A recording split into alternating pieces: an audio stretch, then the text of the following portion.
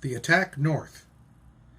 3 Corps Geiger knew Obata's probable route of retreat and drew up a succession of objectives across the island which would incrementally seize all potential enemy strongpoints.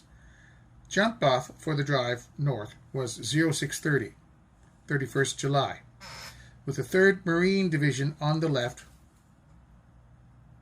and the 77th Infantry Division on the right, dividing the island down the middle.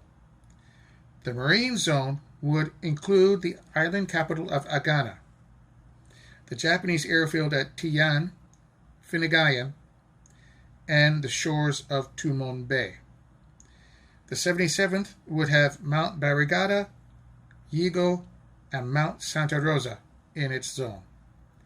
The 1st Marine Brigade relieved the 77th Division of the defense of the southern portion of the FBHL and would continue to patrol the southern half of Guam. As the Corps attack moved northward and the island widened, the brigade would eventually take part in the drive to the extreme north coast of the island. This is a picture of Marine artillerymen, members of Battery C, 7th 155mm Long Toms Gun Battalion of the 3rd Amphibious Corps Artillery, taking advantage of a lull in fire missions to swab the bore of the gun. Soon after, the gun was back in battery firing positions. This is Fleet Marine Force Pacific Commander Lieutenant General Holland M. Smith on the right. He's standing with the leaders of the successful retaking of the Orote Peninsula. From left to right, Lieutenant Colonel Alan Shapley, Brigadier General Lemuel C. Shepard, Jr., and Colonel Merlin F. Schneider. The 3rd Division reached Orodot in the center of its zone, where Obata had directed some of his survivors. The 3rd Battalion, 21st Marines, ran into them and one of their pillboxes, which the Marines thoroughly gutted. The Americans also accounted for 15 infantrymen and 2 light tanks, which were the targets of M1s and bazookas. The honor of liberating Agana fell to the 3rd Battalion, 3rd Marines. The riflemen entered the town's ruins, treading carefully, sizing up the stark, dusty building walls for snipers. A few enemy riflemen emerged from behind concrete outcroppings that dropped back into eternity. The Japanese guards were stragglers, the wounded, or a few foolish enough to stay. In one house, a Marine opened a closet to reveal a Japanese officer, sword in hand. The Marine slammed the door, griddled it with automatic rifle, and didn't bother to look again. The once beautiful old Piazza de España was in American hands 15 minutes after the town was entered. By noon, it was secured. The 1st and 2nd Battalions, 3rd Marines, moved along the critical Agana-Pago Road.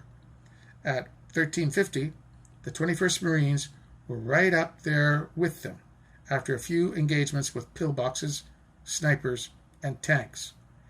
By 1510, Colonel Craig's 9th Marines on the division's right was partially across the road and seized the remaining portion of that highway in a sector on the next day. Hard-surfaced, with 2 lanes across the midriff of the island, the Agana-Pago Road would prove critical in winning the Battle of Guam.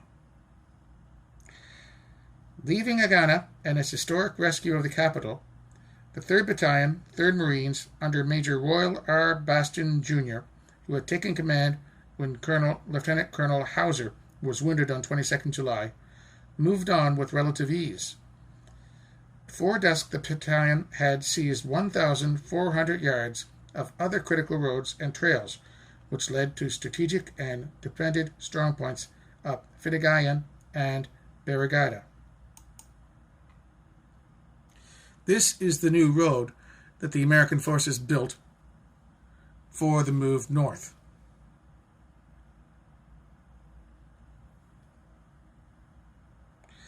General Turnage got well within striking distance of the Tian airfield and the little town of San Antonio on the 31st. But the next day, 1st August, his advance was seriously slowed by mines.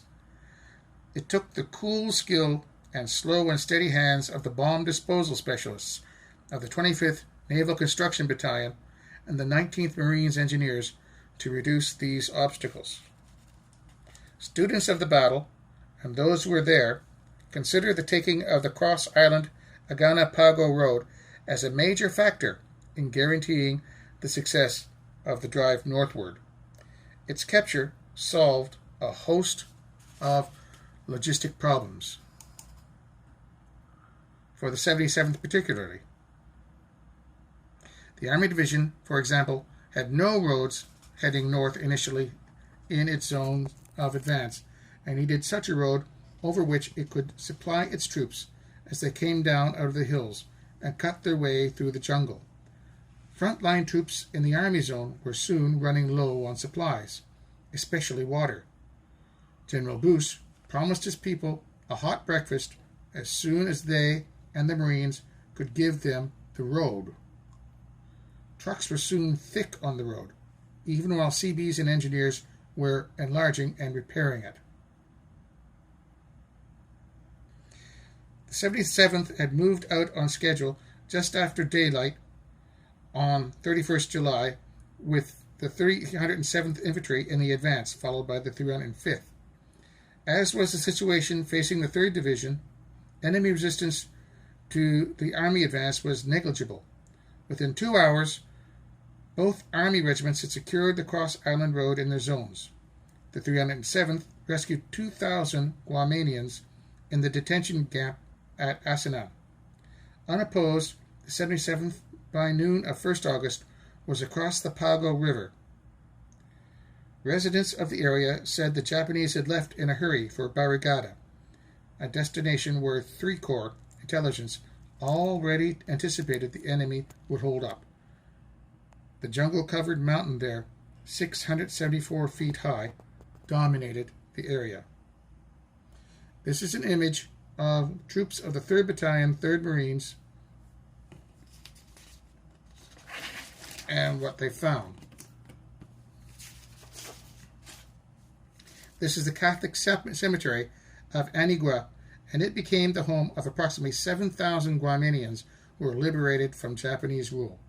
Here, a family lives in a temporary shelter.